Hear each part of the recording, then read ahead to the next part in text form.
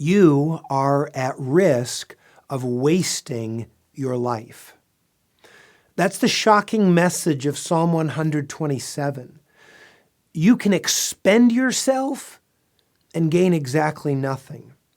But that isn't the only option.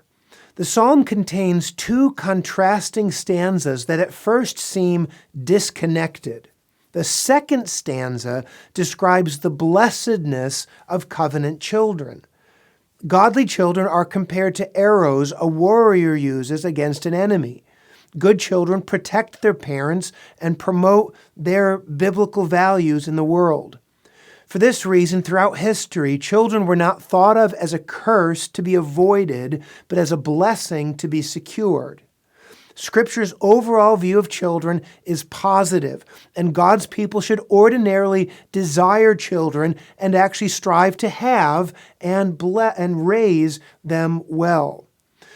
But that second stanza on the blessing of covenant children is specifically given as an answer to the first stanza, which warns against the possibility of a wasted life. The writer describes the tragedy of an energetic, exhausting, diligent, disciplined life that truly amounts to nothing. It is possible to labor, keep watch, stay up late, and wake up early, all in vain. Vanity here is a powerful word. It means emptiness, uselessness. Without dependence on the Lord, our energies lack the ability to promote genuine flourishing. So how do the two stanzas relate? Well, they contrast two ways to live. Just as building, watching, resting, and waking are examples of activities that can amount to nothing, so having children is an example of a great blessing given from God. People don't really make babies. Ideally, they join in an act of love, and God does the real work.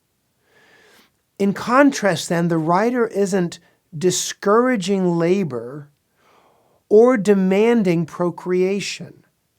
He's teaching, first negatively, then positively, a proper posture toward God that makes life worth living. Faithless exertion of energy is fruitless. By simple faith in God, children, the fruit of the womb, become a heritage from the Lord, as verse 3 says. God's beloved receive restful sleep, verse 2, and the reward of children. So the psalm isn't first about having children or watching over a city. It is about prioritizing God. Trust God, and He will bless whatever you do. Let's listen to Psalm 127. A song of ascents of Solomon. Unless the Lord builds the house, those who build it labor in vain. Unless the Lord watches over the city, the watchman stays awake in vain. It is vain that you rise up early and go late to rest, eating the bread of anxious toil. For He gives to His beloved sleep. Behold, children are a heritage from the Lord, the fruit of the womb a reward. Like arrows in the hand of a warrior are the children of one's youth. Blessed is the man who fills his quiver with them. He shall not be put to shame when he speaks with his enemies in the gate.